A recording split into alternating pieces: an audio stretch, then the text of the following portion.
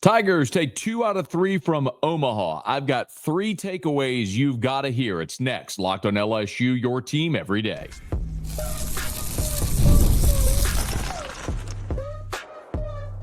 You are Locked on LSU, your daily podcast on the LSU Tigers. Part of the Locked On Podcast Network, your team every day. Okay, let's get it. It is Locked on LSU, your team every day. I'm your host, Matt Moscona. Thanks so much for making us your first listen. We're free, available wherever you get great podcasts, of course, on YouTube as well. So please subscribe. As always, one of the fastest ways to help us grow is by leaving your comments below. So thank you for that.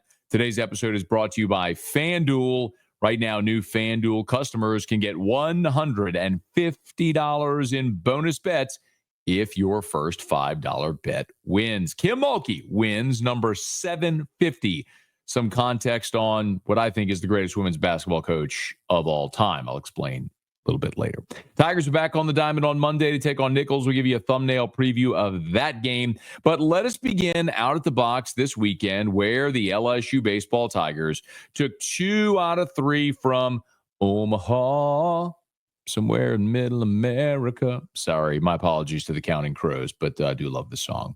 So the Omaha Mavericks came in. They did swipe game 2. If you missed, we had quick recaps for each of those games, something that I'm committing to do for you throughout the course of the season. So be sure to join us live for our post-game immediate reacts. We'll do that on Monday after LSU plays Nicholls. But Tigers win game 1 somewhat by the hardest. A game that was closer than it needed to be, as LSU just really struggled with runners in scoring position, but they'd win that game 4-2. They'd lose game 2, 5-4, left the bases loaded in both the first and second innings, then would come back and just throttle Omaha 12-1 in game 3, letting out a little aggression. So I've got 3 takeaways from this weekend that I'd like to share. And if you would drop your takeaways from the weekend, we'll get to that.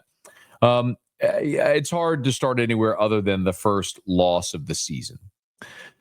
So the Tigers on Saturday play a doubleheader. The first game of the doubleheader, they go out there and they're no hit through 7 innings, which is concerning for many against an Omaha team that gave up double-digit runs in each of its 3 games against Tulane the week prior. This was not a good pitching staff from Omaha, and they handcuffed you for 3 innings, for 7 innings, or so it would seem. But the reality is, when you look at that game, LSU had so many opportunities. You loaded the bases in the first and the second innings without the benefit of a hit, and you couldn't get a run home. You hit 17 fly ball outs. On a cold day with the wind blowing in, you had 17 outs in the air. Inexcusable. When the Tigers actually started getting going in the 9th and started their furious rally, they were hitting the ball on the ground, and they were patient at the plate, taking walks. But too little, too late. They got a runner to third with less than 2 outs. Larson strikeout, Milam fly out, fitting. And the Tigers come up short. But a few takeaways from the game. It was the first time we saw the bullpen falter. In the 7th inning, Grant Fontenot took over in the 6th inning. Grant Fontenot took over. He hit the first 2 batters he faced. And it was disappointing because the first hitter, he was up 0-2 and then hit him. And then they were trying to bunt. The next hitter was trying to bunt that runner over. Ball came inside. The hitter ducked and hit him on the helmet. So now you got 2 on, nobody out. They go to Connor Benj, and Benj throws the ball into center field. Allows runners to advance. He gives up a sacrifice fly. And then ultimately the big blast was a 3-run homer. So really 3 pitches. The 2 hit by pitch and the homer. 3 bad pitches this weekend, truthfully, for this LSU pitching staff. But so much of what Jay Johnson is doing here early in the season is learning. A lot of people have asked, where was Gavin Guidry? Well, I don't know this. We haven't seen it definitively yet, but I think Gavin Guidry is going to start against Nicholls. If he doesn't start, he'll certainly pitch a heavy load against Nicholls on Monday. But I know what Gavin Guidry is in that spot. What I don't know is, what's Grant Fontenot? Coming out of the bullpen in the 7th, for Cade Anderson and taking the baseball in a scoreless tie. What do? Well, he hit two guys. We learned something about Grant Fontenot. Connor Benj coming out of the bullpen in a sticky spot with 2-1, nobody out, couldn't hold it. Like, I know where I can trust Gavin Guidry. Jay Johnson is learning where he can trust other guys in what roles. In game two, we also saw Chris Stanfield sit in that ball game, and they went with an outfield of Larson, Curiel, Brown from left to right, so no Chris Stanfield. It was Dickinson who led off in that game, and he got on base a couple of times, but not enough. I'm not saying that correlation equals causation. I don't believe that's the case. I don't think LSU lost because Stanfield wasn't in the lineup, but it is something worth filing away to say, is Stanfield the necessary table setter in that lineup? And I'll remind you also that the 23 team that won the national championship lost to ULL. They lost to Nicholls. They lost an early season game to Iowa 12-4 in Round Rock, where LSU hitters struck out 15 times. Even great teams lose games. So it's not worth melting over a loss. Losses happen. The 27 Yankees lost games. It's not fun to watch your team lose to Omaha. You'd always rather lose less or learn lessons, in a win than a loss. But I think given what LSU did in game 3 of the series, just an hour and a half after that loss, and so thoroughly dominating Omaha 12-1, that's a pretty good indicator that the lesson learned, or the lesson was learned in the loss. That's number one, is your first loss. Second takeaway, the lineup changes. And this is going to be something worth watching early in the season. Stanfield, as we mentioned, sat game 2. Michael Braswell sat game 3. In game 2, as we mentioned, when Stanfield sat, your offense left to right, your outfield left to right was Larson, Curiel, Brown. And then in game 3, with Braswell out, Tanner Reeves got the start at third base and batted leadoff. Now, I think you could certainly see a situation if, let's say, hypothetically, you're facing a really good righty and you want to stack the lineup with left-handed bats. Well, you could go Larson, Curiel, Brown in the outfield, because that would be 3 left-handed bats and a really good defensive outfield. And then you could DH Ethan Fry if you wanted to. Or you could find another left-handed bat that you could DH in that spot if you were trying. So just something I think Jay is tasting and learning here. Tanner Reeves is a guy who, as Jay Johnson has acknowledged, would and could be starting almost anywhere in the country. But he's at a spot where Michael Braswell was a 300 hitter a year ago as your starting shortstop, and now he's playing third base. It's been a rough start to the season for Braswell so far. But we know that Braswell can be a competent and really good hitter in SEC play, because we've seen him do it. But to start the season so far for Braswell, he's hitting just 176. He's 3 of 17 to start the season, and he struck out 4 times. So he's had a rough start. They said, let's give Tanner Reeves a shot. Reeves went in there, batted leadoff, played third, and was really, really good. If nothing else, you're learning what your options are there.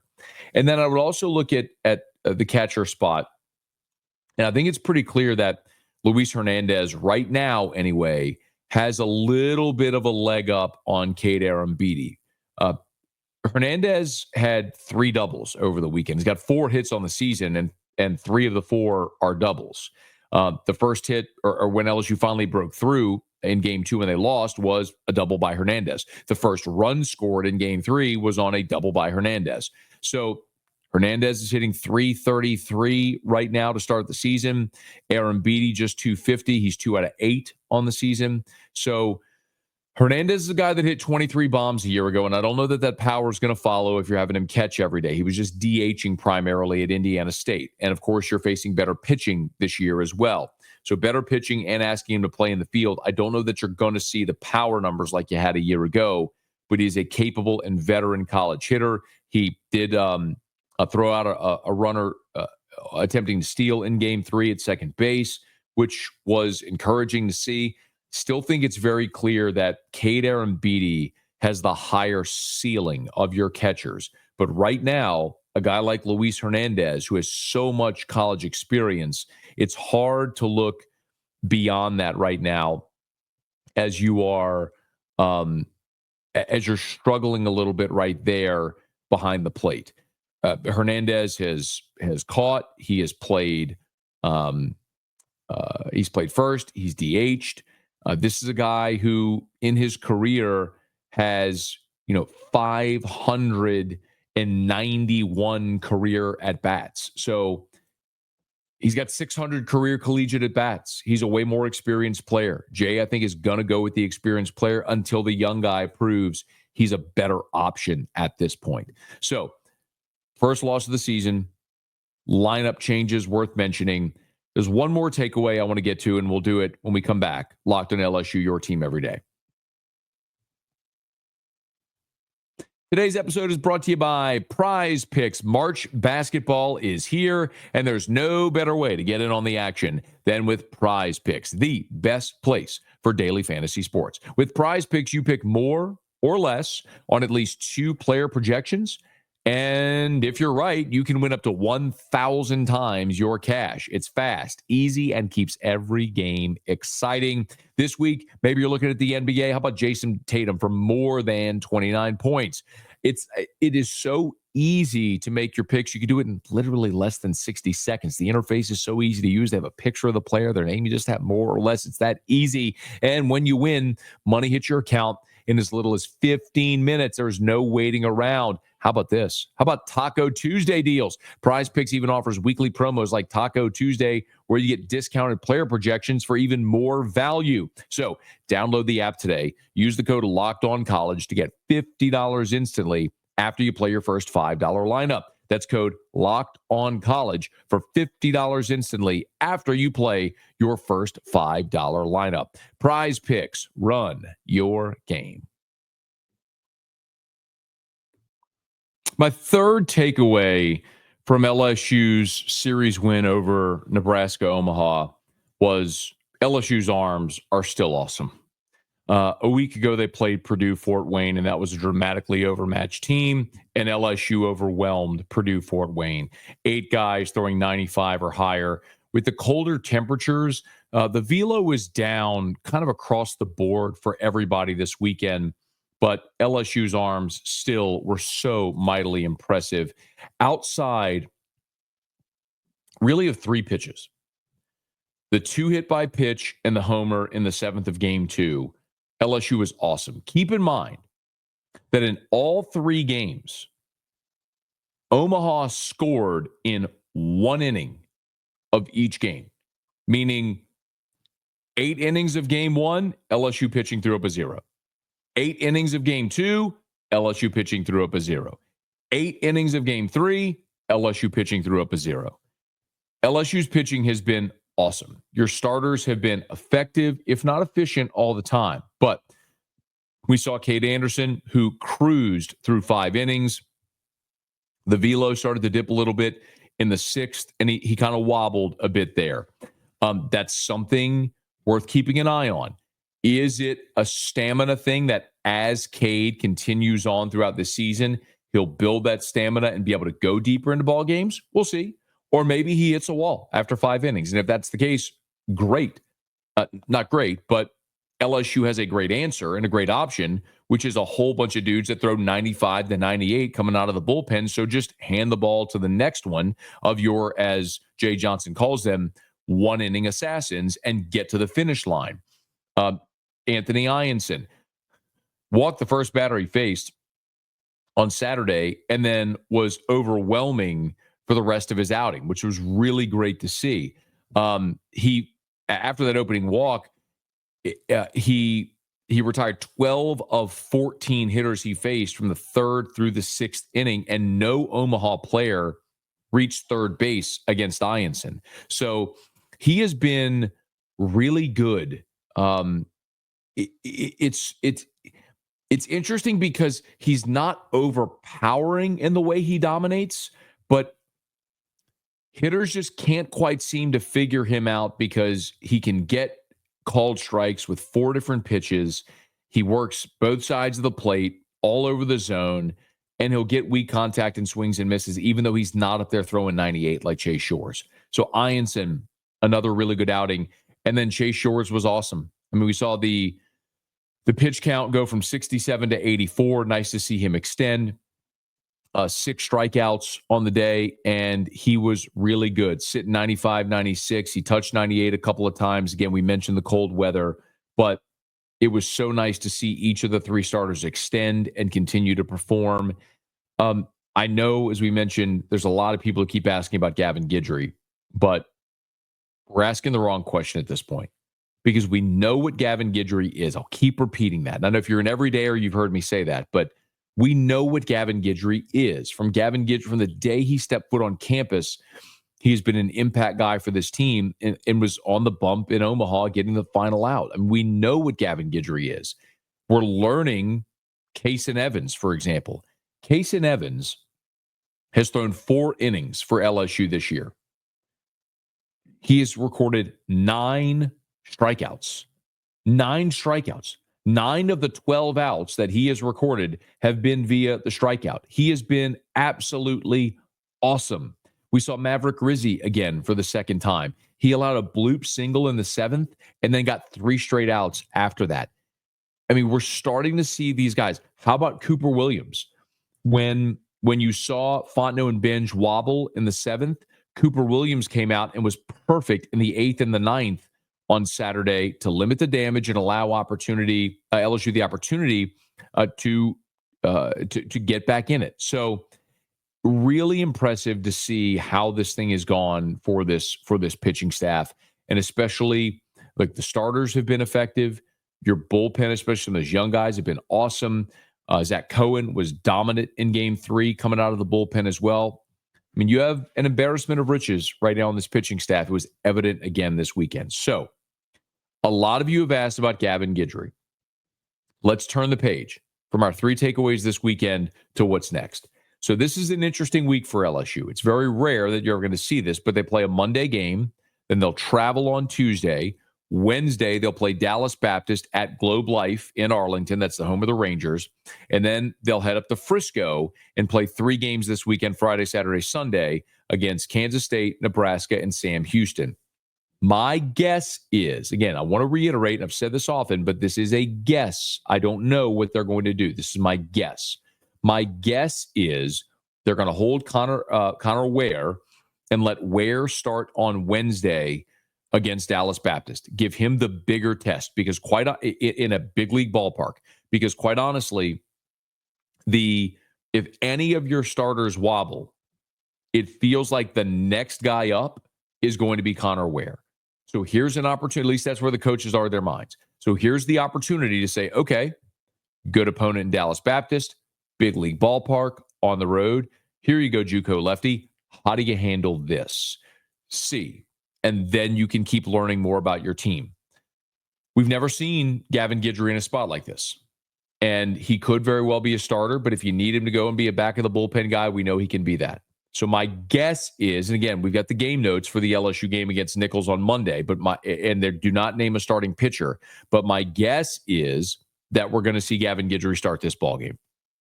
It's something Jay Johnson has talked about. They wanted to give Gavin Guidry the opportunity to be a starter, and it makes sense why you haven't used him yet out of the bullpen, because if you're trying to get him the opportunity to start a game, which I think they would have done on Wednesday against Nicholls had that game not been canceled because of the weather. So I think we'll see Gavin Guidry start on Monday. You'll probably see the parade of relievers afterwards. Guys who would have their normal bullpen day will get out on the mound, get work. They'll travel on Tuesday and then play Dallas Baptist on Wednesday before the big weekend in Frisco on Friday, Saturday, Sunday. This is a Nicholls team that, look, LSU has dominated this series. LSU beat them 9-0 last season at the box. But this is a Nicholls team that right now is 5-2 on the season. They swept Little Rock in Thibodaux this past weekend. They opened the season against Northern Illinois, won 2 out of 3, then played on Tuesday night against Omaha, and Omaha beat Nicholls down in Thibodaux. Then Nicholls was supposed to play LSU on Wednesday. We know that game didn't happen. So you got a first-year head coach in Brent Herring there in Thibodaux, who was LSU's director of operations a season ago in 2024. So from an off the field role at LSU to the skipper down at Nicholls. But it's been a struggle offensively for the Colonels. Now, that ballpark down in Thibodaux, man, the ball will fly when the weather is right. But when it's cold, like it is right now, that park plays huge. So they're hitting 248 right now. They do have 9 doubles and just 2 homers. Their pitching staff is a 4.55 cumulative ERA. Carson Irvin is a name to know. He's hitting 455 right now with 2 doubles and 9 RBI through the first 2 weeks of the season. But LSU for the Tigers, this is one of those control your controllable type days where LSU is the better team. And you need to go out there and work counts and hit the ball on the ground, especially. Look, the weather, let me look at it right now. As we're recording this, again, this will change, but as we're recording this, the weather Monday, the high is 64, the low of 48. So by the time it gets to 6 p.m. first pitch, looking like it's going to be about 60 degrees. So a little bit warmer. We'll see what the winds do, but it maybe the winds die down, the ball flies a little bit more, but it's probably going to be one of those days where I want to see LSU hitting the ball on a line and on the ground, being aggressive, but also being patient at the plate. To take your walks when they're available to you, get on the base, put pressure on the Nicholls defense, see if you can go out there and get a win. So we'll see. My guess is we're going to see Gavin Guidry for the first time in 2025 Monday night out at the box against the Nicholls Colonels. Jay Johnson will go for another win. Kim Mulkey's done that 750 times in her career now. The LSU women beat Kentucky. They rally to do so to get Kim Mulkey win number 750. Got a thought on it. We'll do it next. Locked on LSU, your team every day. Today's episode is brought to you by FanDuel, and when the game tips off, the NBA action is just getting started, and there's no better place to get in on it than FanDuel, America's #1 sportsbook. With FanDuel, you can place live bets throughout the game, so even if you missed the opening tip-off or you want to bet on a fourth quarter comeback, you can stay in the action. And if you're looking for a bigger payout, you can even combine your live bets into a same-game parlay. I love using FanDuel's live betting feature. It keeps every moment of the game exciting, whether I'm backing my team for a late-game rally or picking a player to hit a clutch 3. I never feel like I missed my chance. Plus, the app is easy to use, and when you win, you get paid instantly. And right now, new FanDuel customers can get $150 in bonus bets if your first $5 bet wins. Just visit FanDuel.com to join today. That's FanDuel.com for your shot at $150 in bonus bets. Make every moment more with FanDuel, the official sports betting partner of the NBA. A milestone win for Kim Mulkey as the Tigers coach gets to career win number 750. And they did it in what I think is the most impressive win of LSU season so far. Hear me out. Now, LSU went on the road to Kentucky. This is a Kentucky team that came into this ball game 10-3 in conference play.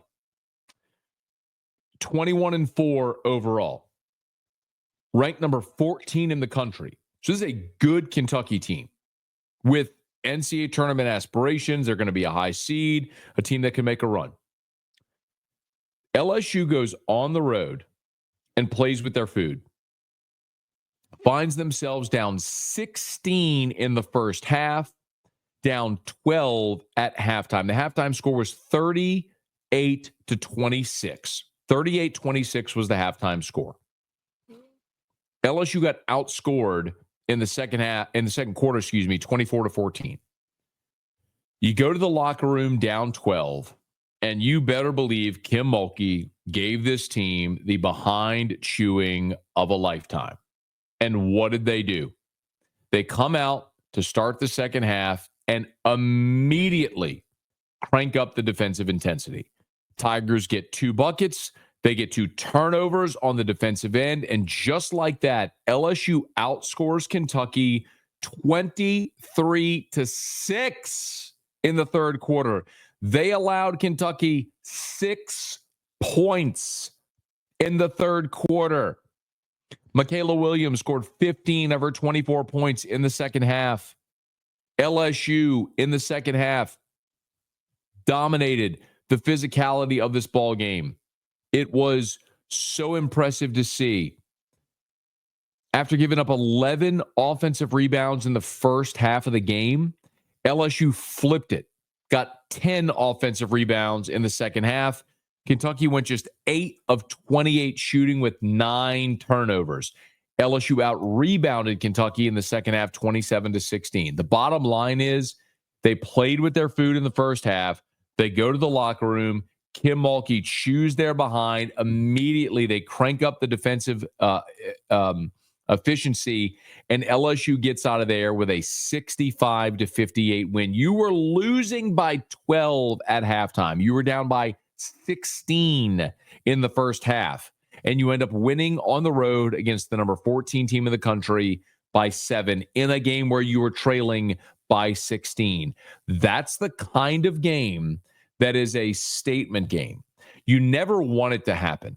Like, you want to be out there playing your best from jump every single game, but it's human nature. You get complacent. Kim Mulkey did a great interview. Shows, if you don't ever hear it, Kim does a great interview every Tuesday, 8:30 a.m. on Off the Bench with Jacob Hester and T-Bob Abier on 104.5 ESPN Baton Rouge. Plug, listen to it even if you're not a big women's basketball fan. Like, Kim Mulkey is one of the greatest coaches ever, and just listening to her talk for 10 minutes is amazing. But she acknowledged when they played Georgia this week, they knew they were going to beat Georgia. Georgia's not very good. They sat Anissa Mora because they could, and they knew they were going to win it either way. And Kim knew it. She acknowledged it. And so sometimes that complacency, though, can seep into the next game. And it did at the start of this one. But the Tigers came back and got the win in impressive fashion. So for LSU now, next time out, they'll play Alabama on the road this week. And then after you play Alabama, you're home against Ole Miss to wrap up the regular season. So only 2 more regular season games for the Tigers, and then you're off to the SEC tournament. Like we've talked about, you are right now 27-2 overall, 12-2 in the league, looking up at both South Carolina and Texas, who are 13-1 and 12-1 respectively. But I would submit that if LSU wins their next 2, runs the table in the SEC tournament with a win over South Carolina, I still think LSU has a shot at a 1 seed in the NCAA tournament. But more than anything, what's important is the draw. But great win for, I think, the most important win that LSU's had this year, where they showed they could get down, and when they wanted to flip the switch, they did, and beat a really good Kentucky team on the road. And for Kim Mulkey, it's win number 750. And I believe that Kim Mulkey, and some will roll their eyes at this because she doesn't have the cumulative numbers of Gino Auriemma, Pat Summitt, or other the all-time winningest coaches. But I think Kim Mulkey is the greatest women's college basketball coach ever. And I know what Gino has done at UConn.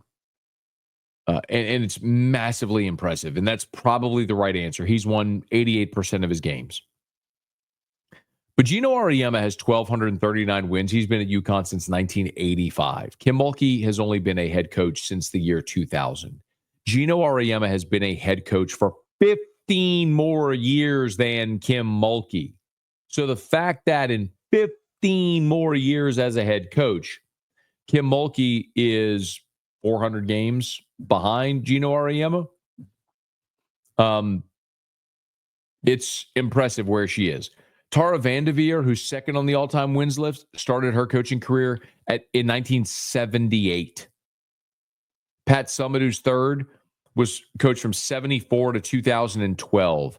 Barbara Stevens coached from 77 to 2020. She's fourth on the list with 1,058 wins. C. Vivian Stringer coached from 1971 to 2022. You understand my point? Like, a lot of the people that are the coaches that are ahead of Kim Mulkey were pioneers early in the game, but they coached in women's college basketball for 40 or 50 years. Kim Mulkey's been doing this since the year 2000. She's not even 20. She's got half there. Like, if she coached for as long as they did, she gets 1,600 wins. Her pacing's incredible. She's won 4 national titles, and she's done it at 2 different schools, which nobody else has done. Kim Mulkey, I think, although the numbers crunchers and the cumulative numbers aren't going to look like some of the others when she's done, whenever she's done.